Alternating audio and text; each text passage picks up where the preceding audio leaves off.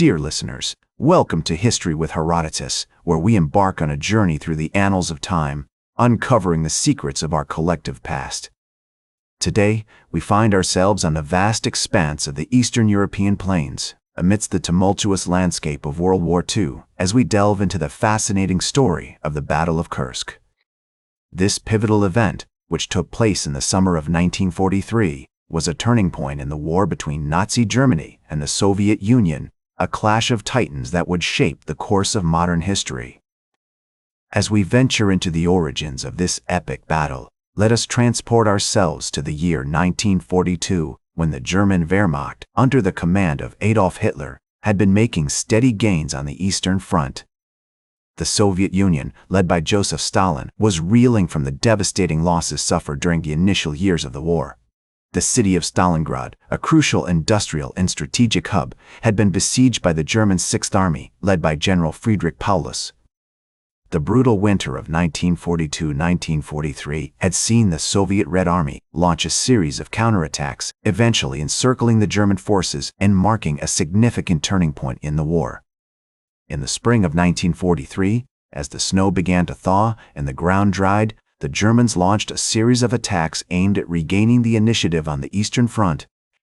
One such attack was Operation Citadel, a massive armored assault aimed at piercing the Soviet defenses and capturing the city of Kursk, a vital railway junction and communication hub. The Germans had chosen Kursk as the focal point of their attack due to its strategic importance, situated as it was at the intersection of several major rail lines and highways.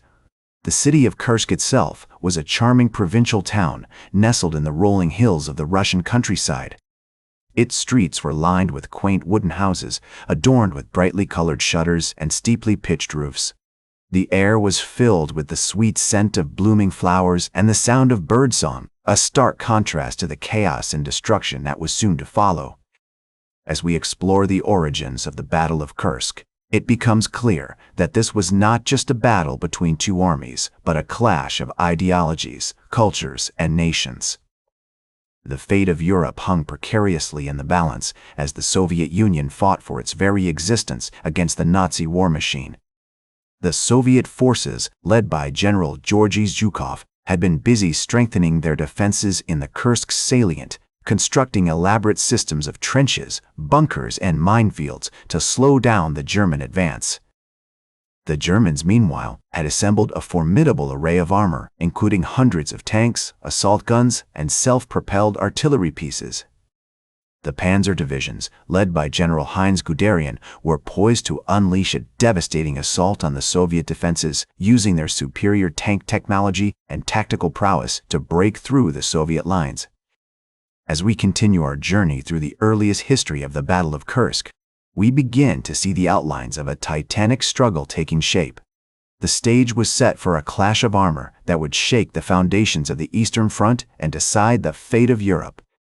Join me as we venture into the midst of this maelstrom and uncover the secrets of a battle that would change the course of history forever.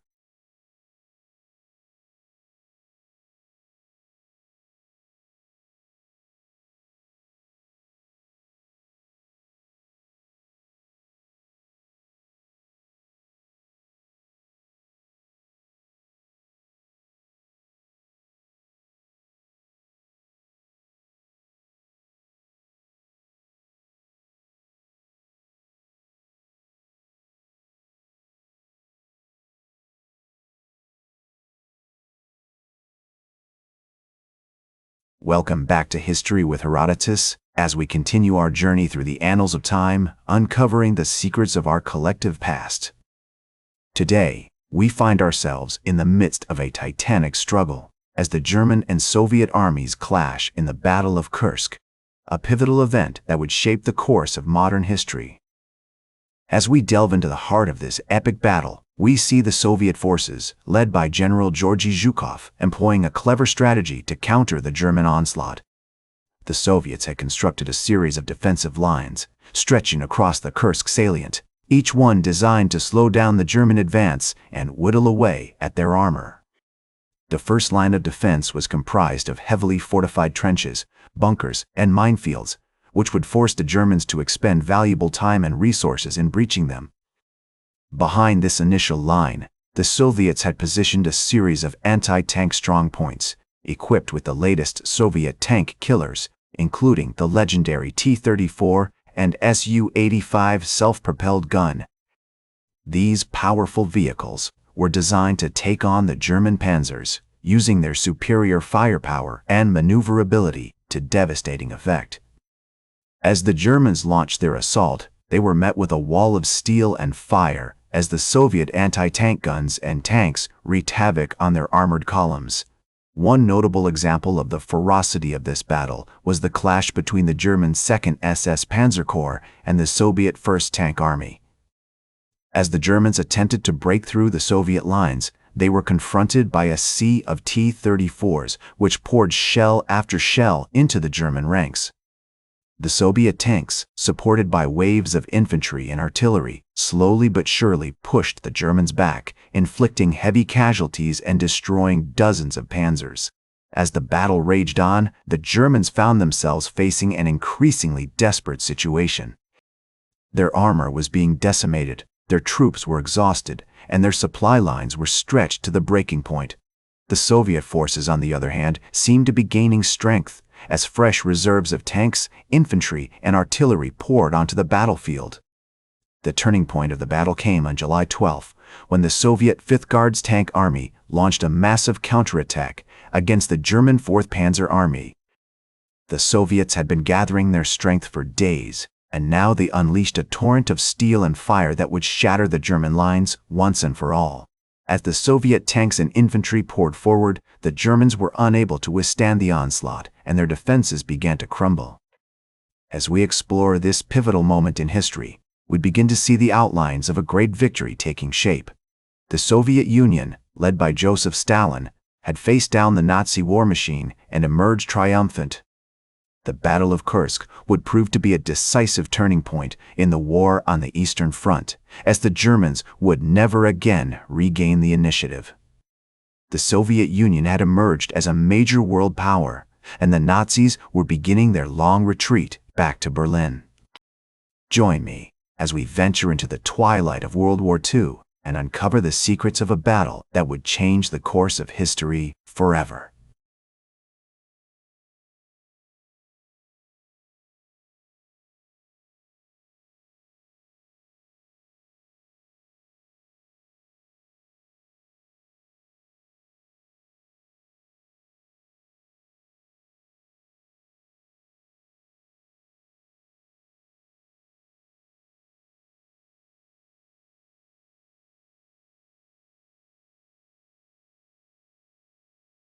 Welcome back to History with Herodotus as we continue our journey through the annals of time, uncovering the secrets of our collective past.